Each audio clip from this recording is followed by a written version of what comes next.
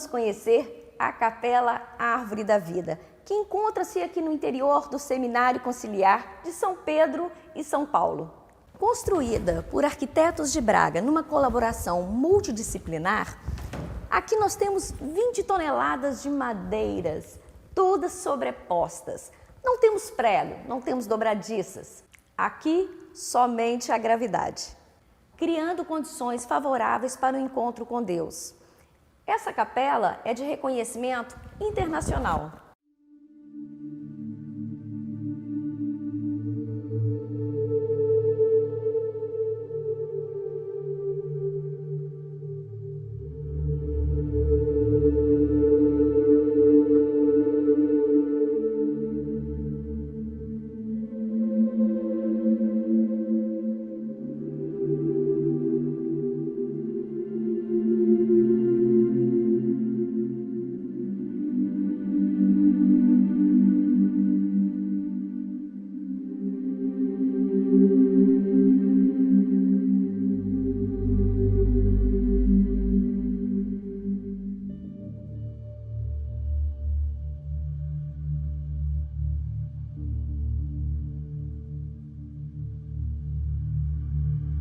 O livro está sempre aberto no evangélico do dia. O livro está sempre iluminado. Sem a palavra, o espaço perde o sentido, o espaço morre.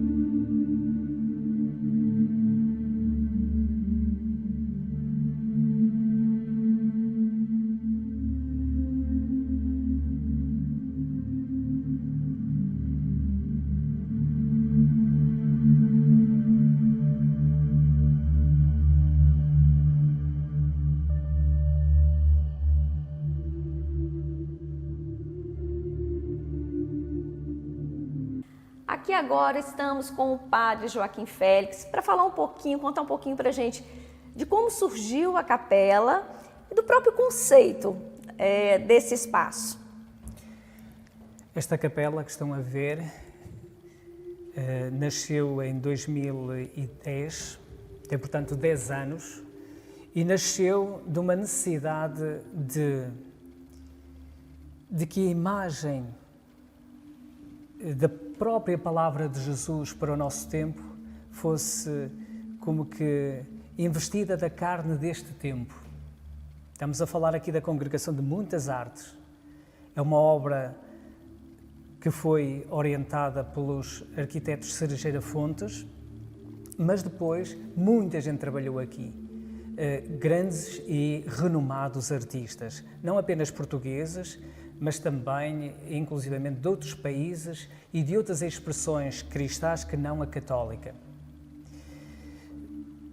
Nasce, como dizia, dessa perspectiva de criar para este tempo uma carne nova para a mensagem de sempre. A Igreja tem tantos séculos, 2 milénios, está carregada de esplendor, mas é um tempo hoje de despojar novamente. Voltar ao jardim, voltar à árvore da vida, voltar à luz que atravessa o espaço numa perspectiva pascal, da passagem, viver da alegria da palavra de Jesus que ilumina o espaço, inclusivamente na noite do tempo presente. São imensas as particularidades que vos poderia dizer aqui. Creio que posso sintetizar nisto. Aquilo que nós vemos, aquilo que melhor nós experimentamos com todos os nossos sentidos, não apenas com o olhar, mas até inclusivamente com o tato e o perfume da madeira, como podem imaginar, e que não passa através da imagem. A escala faz-nos sentir envolvidos, abraçados pela luz e como que salvos e seguros nessa luz. É um gesto de esperança construído para este tempo, uma porta aberta, não apenas para quem entra, mas esse convite está sempre aberto na porta, que jamais se fechará, como também uma porta de saída ao encontro com o mundo. Um gesto de esperança construído numa síntese em que se pode dizer o Evangelho, a boa notícia de Jesus, em poucas palavras. Tudo se apresenta como que simples. Eu poderia aqui recuperar um verso único de Rilke. Tu és pobre e poupaste. Ele dialogava com Deus. Eu podia dizer à capela, tu és simples, cheia de luz, de graciosidade, compreendo a tua simplicidade por quase um cumular num manto de vincos e de dobras do visível, e ainda assim poupaste. Este é o tempo da Igreja de se reinventar no tempo presente de tantas camadas de história que nos exigem hoje uma tradição viva, mas numa linguagem do tempo. Essa é a marca, essa é a cultura, o rasto que deixaremos sempre para o futuro. Perfeito. Por que o nome Capela Árvore da Vida? Por que a Árvore da Vida? Antes de mais, porque ela está toda construída em árvores. Este é um bosque estetizado, que se atravessa de porta a porta numa luz dinâmica que se apresenta filtrada pela densidade das paredes. Ora ali, ao nível da fonte, muito estreita, ora mais ampla. É como que quem atravessa de uma forma livre uma floresta. A luz faz-se mais forte aqui, uma luz dinâmica.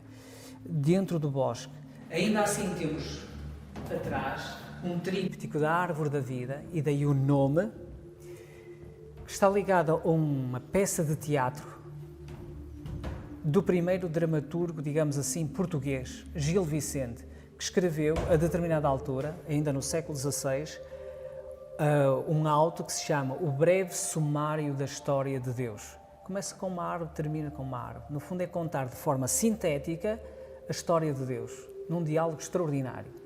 Ainda não há muito tempo, há poucos anos, foi representada, nomeadamente no Teatro Nacional São João, no Porto. Não foi pintado diretamente para esta capela, foi para acompanhar a peça de teatro no Teatro Nacional São João, no Porto, e depois de umas voltas, inclusive por Lisboa, veio para este contexto de árvores. Uma árvore do jardim inicial que abre na árvore da cruz. Aqui no altar também nós temos algumas peças, e sempre tudo muito simples, né? Diferente do que a gente está acostumado a observar nos altares.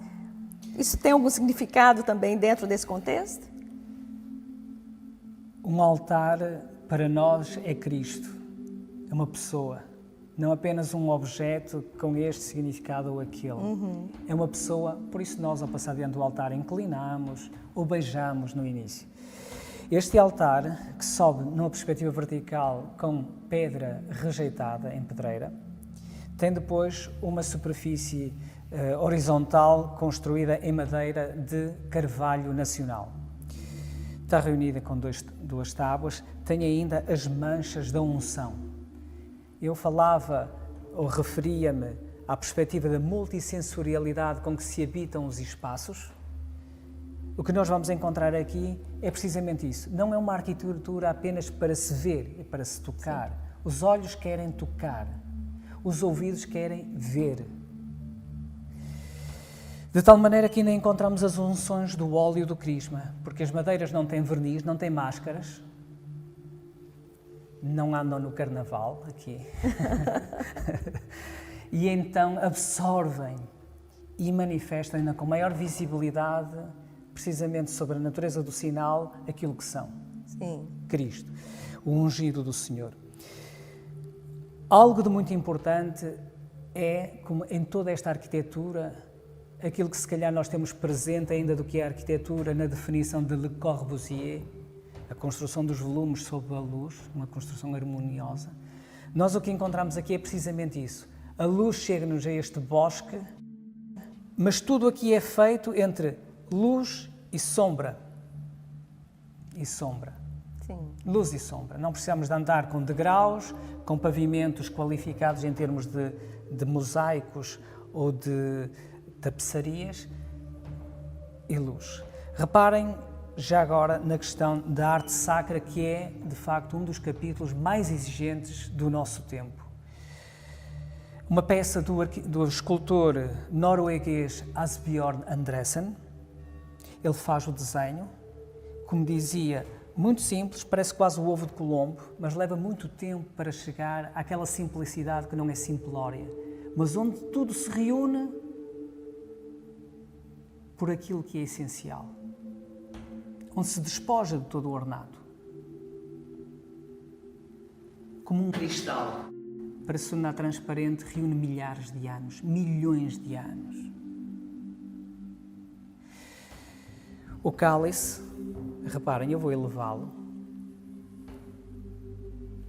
todo feito de prata, batida à mão por artesãos, no caso aqui da cidade de Braga, da Rua de Souto. É uma peça que permite abrir-se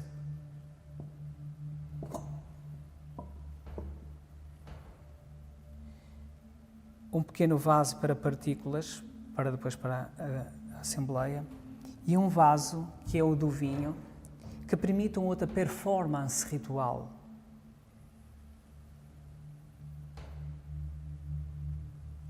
Há um outro toque no corpo, o corpo no corpo de Cristo, no nosso.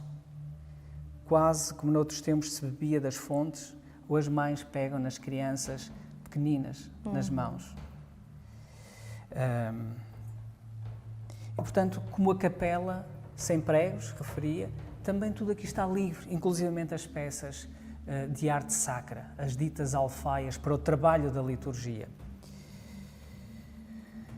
Um grande monge, Thomas Merton, diz que hoje a arte sacra passa por dificuldades tremendas. Ele já faleceu, mas de qualquer das formas dizia que a má arte sacra é como o ar poluído das nossas cidades. Faz mal, dizia ele, a má arte sacra até ao espírito. É uma doença. Uhum. E, portanto, nós estamos aqui em algo que faz bem não apenas ao espírito, mas também ao nosso corpo, na sua integridade. Outra coisa importante naquela linguagem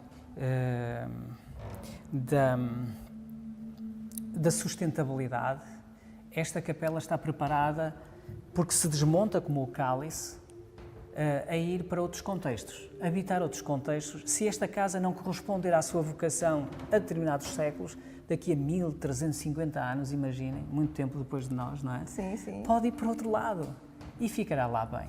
Se tiverem cuidado com ela, como se tem com tudo aquilo que merece o nosso carinho, o nosso cuidado. Importante aqui é também o gesto epiclético. Reparem nesta linguagem. Quando eu levanto as mãos durante a Eucaristia, aquela luz superior vem pronunciar-se sobre os dons. Reparem. Sim.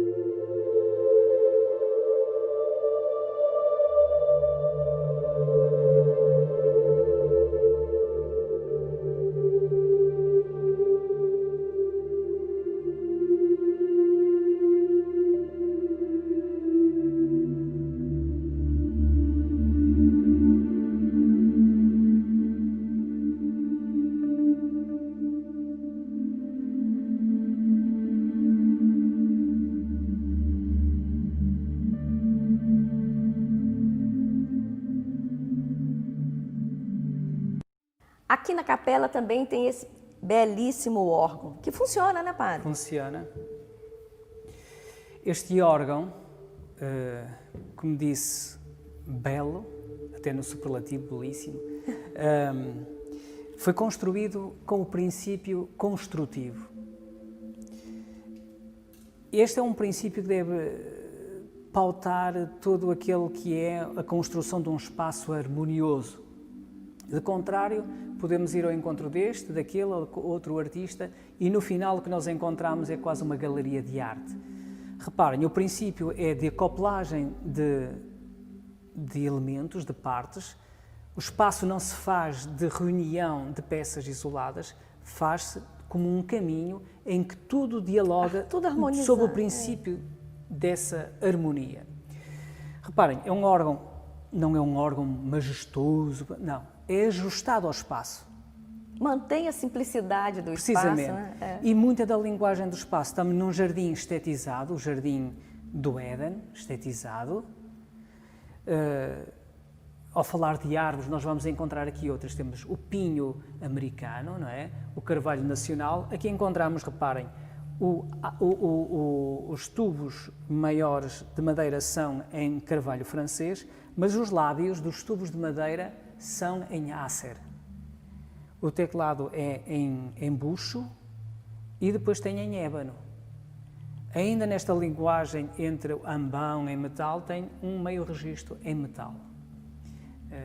Funciona bem, harmonioso, não tem elementos de armário ou de caixa a proteger, fica só naquilo que é a estrutura essencial para que haja música. Um órgão só é órgão quando toca, quando soa e enche o espaço. Foi construído pelo organeiro português, engenheiro Pedro Guimarães, com a sua esposa von Roden, que vive em Portugal, é casada, mas vem da Alemanha, onde fizeram o curso de construção. Vieram, estudaram o local, harmonizaram-se com o princípio e assim como um artista trabalha desde a prata, ao altar, ao ambão, ao sacrário, aos vidros, até a própria música entra por um órgão que é construído nesta linguagem harmoniosa do princípio construtivo. Portanto, o som mais grave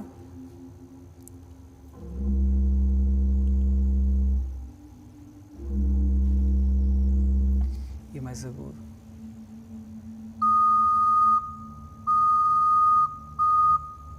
Entre os extremos, digamos assim, entre os extremos, tem estes sistemas elétricos que permitem ligar e desligar durante a celebração. De tal maneira que há aqui uma gramática até ministerial, de uma igreja que hoje está em profunda transformação, mas ela é garantida aqui já numa gramática ministerial. O lugar do leitor, o lugar daquele que toca, aqui junto ao órgão, das alfaias ou dos livros. Nós estamos como que abraçados pelo serviço. O padre, me fala uma coisa, aqui nós estamos, a capela fica dentro do seminário. É possível as pessoas virem conhecer a capela? É possível, nós garantimos esse espaço e até de forma gratuita, por enquanto. Mas muita gente nos diz, era ótimo que isso estivesse num lugar mais público, mas ela foi construída precisamente para ser uma pequenina câmara no interior. Para essa vocação pública temos outras igrejas e bem grandes aqui nesta casa.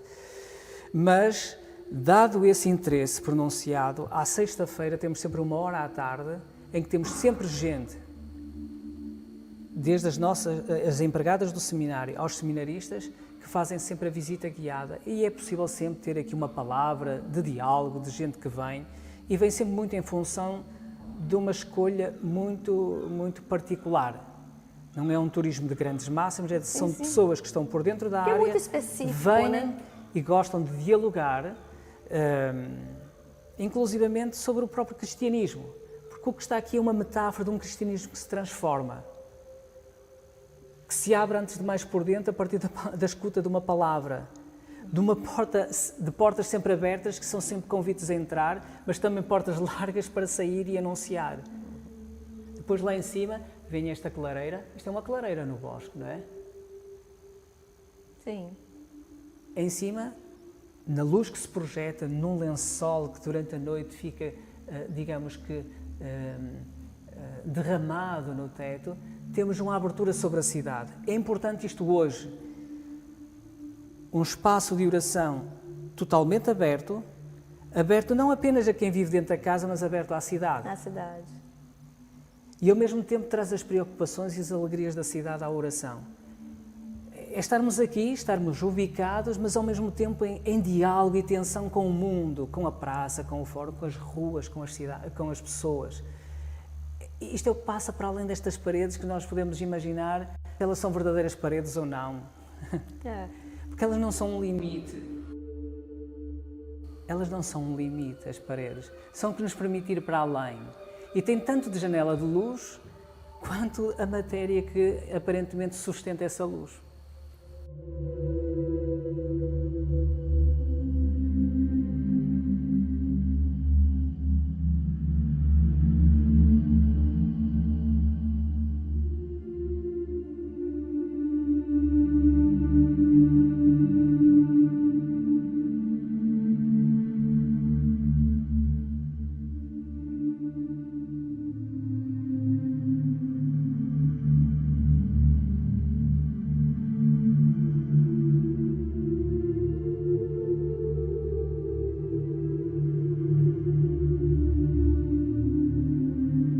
A posição aqui desse altar, porque na verdade tudo aqui tem muito simbolismo.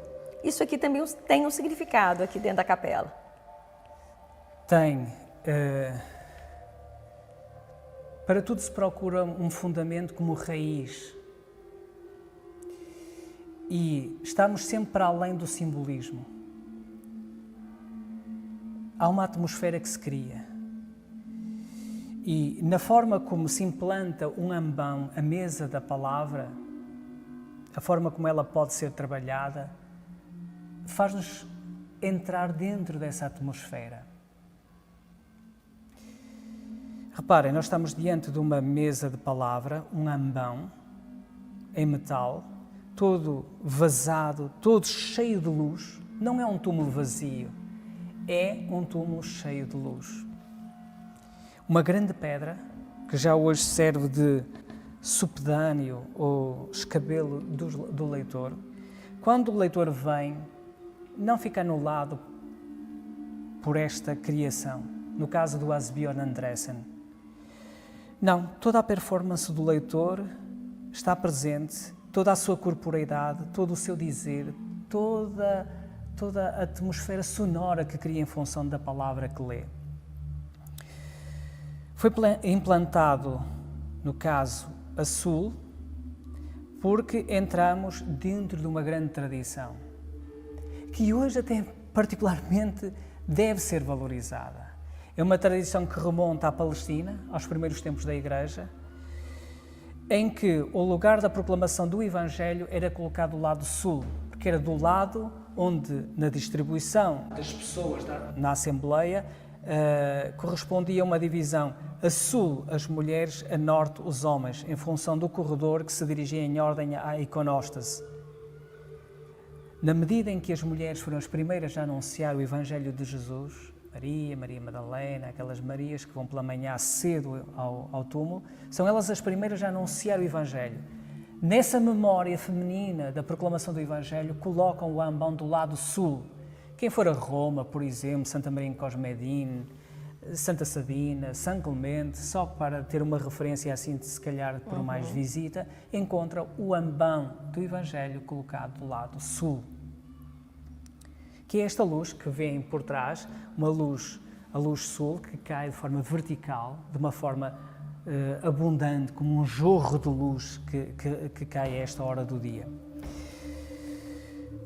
Algo de importante é que o livro está sempre iluminado no Evangelho do dia, como um convite ao diálogo, por Jesus, de uma igreja que vive da palavra.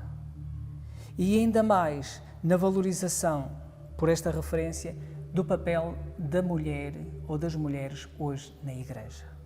É um tema que tem estado a ser muito refletido, nomeadamente no Sínodo na Alemanha, mas que está aí na ordem do dia. Um maior protagonismo. Elas começaram por ser as primeiras a anunciar a ressurreição de Jesus, não foram os apóstolos, não é? E de qualquer das formas hoje é preciso reabilitá-las, mesmo dessa memória bíblica do Evangelho. Durante a noite dá-se aqui um fenómeno muito particular, que é muito mais pronunciado durante a noite. O livro, enquanto está aberto, no reflexo que faz da própria palavra, ilumina de uma forma mística todo o espaço. E é suficiente esta atmosfera mística, como que até amplia na penumbra o próprio espaço. Mas se eu retirar o livro, vejam neste efeito que faz aqui, se eu retirar o livro ou fechar, o espaço apaga-se. A luz permanece acesa ali, mas o espaço apaga-se. É uma boa memória para nós, viva, de uma palavra que, enquanto aberta, ilumina o espaço que habitamos.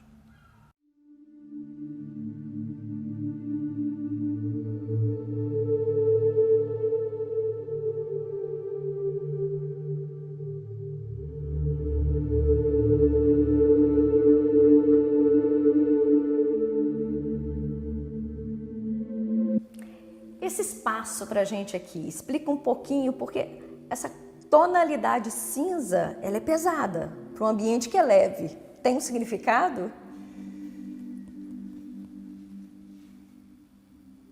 A cor cinza foi escolhida, entre outras possibilidades, para criar uma atmosfera que iniciasse no caos. Vejam a modulação deste caos. Num claro escuro, ora a revelar-se um pouco mais uma esperança pronta a manifestar-se no cinza claro, ou então numa densidade mais fechada do cinza, quase como um muro através do qual não se passa. Sim. Cria-se o caos. Cria-se, como a quem diz, respeita-se, parte-se do caos. Nesse caos irrompe, em primeiro lugar, esta grande clareira de luz, associada um pouco à imagem, por um trabalho que nós fizemos, e não é importante estar aqui a apresentá-lo, de aproximação à teologia da liturgia segundo o Vaticano II, a partir da categoria da história da salvação, nós aproximámos-nos do relato da criação no Gênesis. Temos essa grande palavra já feita luz aqui, que derrama, e precisamente neste contexto cinza pronuncia-se bem no contraste que faz entre a penumbra e a claridade. É isso. Partimos daí. Basta reparar até no pavimento. É um pavimento que só foi conseguido ao final de 4 tentativas. Às vezes caminha-se por tentativa, não aparece tudo racionalizado. Sim. Aparece muitas vezes até no que a mão e nos materiais como eles se nos apresentam a determinada altura. E, portanto, nesse contexto, encontramos ainda aqui na penumbra, da palavra de Deus, precisamente segundo aquele relato do Gênesis, da criação dos animais, dos bosques, a separação da luz da treva quando nasce, a primeira luz sobre os bosques, por aí fora, nos primeiros dias. Depois encontramos então, deste lado, o bosque, o jardim terrestre, feito de muitas árvores, com a luz que atravessa todo o espaço e se pronuncia inclusivamente em sombra no seu entorno. A escolha da madeira é fundamental. Hoje, como dizia, a capela está aqui, amanhã pode estar no outro lado. Ela foi inclusivamente construída a 8 km daqui numa carpintaria. Foi transportada, montada aqui, mas mais tarde pode estar no outro lado. Esta é uma nota hoje fundamental para a arquitetura. Primeiro, que não seja megalómana, babélica, construções de arranha-céus segundo uma arquitetura universalista, que tanto vemos no Dubai, quanto vemos em São Paulo, quanto vemos, sei lá, nos Estados Unidos, em qualquer país da Europa, por aí fora. São paradigmas que funcionam como metáforas. No caso, como metáforas de eternidade. E nesta perspectiva trabalha-se também numa linha de prolongamento no tempo, e de possibilidades de implantação noutros contextos de uma metáfora da eternidade que respeita algo que é fundamental hoje. Estamos a falar da perspectiva ecológica, da sustentabilidade numa perspectiva de uma ecologia integral. Em Madeira, parece-nos frágil, mas bem cuidada, esta capela pode subsistir durante séculos e séculos e séculos. Esta é uma forma de cuidado com a terra, com a nossa casa comum. O perfume, o odor que ela tem, própria das resinas, da essência terebintina com que foi aplicada para cuidar a madeira, a própria rugosidade, a sua textura, tudo isso é importante. Outra coisa importante é aquilo que vemos na base. Nós caminhamos sobre uma biblioteca. Nós caminhamos sobre gigantes, aos ombros de gigantes. Aqui caminhamos sobre uma biblioteca. A base dos nossos pés é uma biblioteca. No caso, é uma biblioteca espiritual, altamente selecionada, nesta face e na outra do outro lado. São livros suficientes para estar aqui. Mas é importante sublinhar isso. Nós caminhamos sobre livros. A nossa alma habita muito os pés. Às vezes pensa-se que é aqui, que é cá dentro. A nossa alma passa muito pelos pés, pela forma como caminhamos. E os nossos pés absorvem esta literatura. Sabemos ler com outras impressões. Quem se senta neste ângulo sente-se como que abraçado por um amigo. Jesus é o nosso amado. E entramos sempre em diálogo com ele, como que nas confissões, numa perspectiva agostiniana, de Santo Agostinho. Em diálogo com um amigo que nos procura através dos corredores da casa, por aqui fora. Sempre com aquela luz eterna, simples, nobre, singela. E inclusivamente aquele livro acaba também, que se encontra ali entre estas lamelas, acaba por ser um fermento dessa atmosfera que se cria, porque é precisamente o Cântico dos Cânticos, traduzido para português, para a língua portuguesa, pelo cardeal Tolentino Mendonça, que neste é o bibliotecário da Biblioteca Apostólica e do Arquivo do Vaticano, e está ali numa edição bilingue que acaba por criar esse espaço. Um espaço que não é de uma intimidade que nos torna reféns e numa relação que exclui os outros, mas quem passa, como outrora víamos nas cidades em que as pessoas tiravam o chapéu ou saudavam o Santíssimo a passar em frente.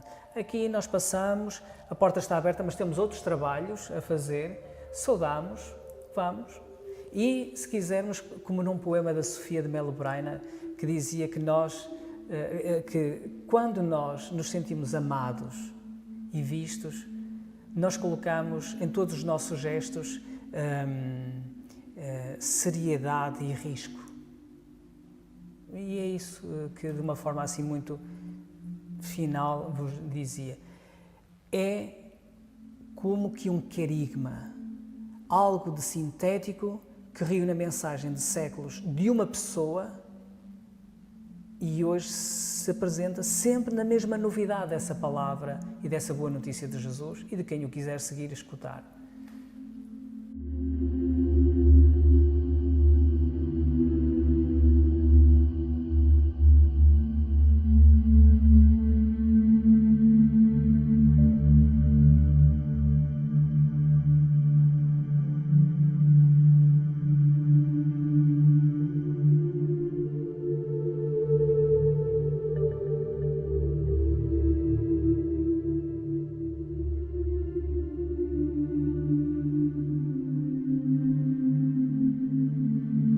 Aqui agora nós estamos na sacristia. E se observarmos aqui, gente, olha, aqui é um paramento litúrgico. Note que a mensagem que ele traz é a mesma mensagem da capela. A luz atravessa, a simplicidade se mantém.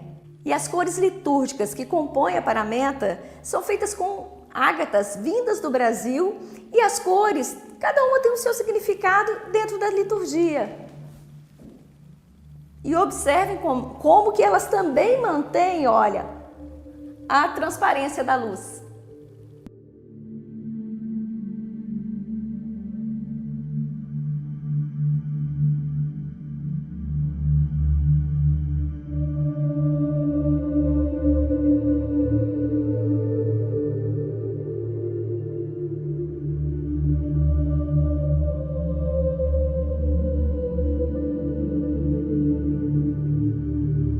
E por hoje ficamos por aqui. Continue nos acompanhar aqui na TV Olhar, meu canal 1001. Até o próximo programa. Tchau, tchau.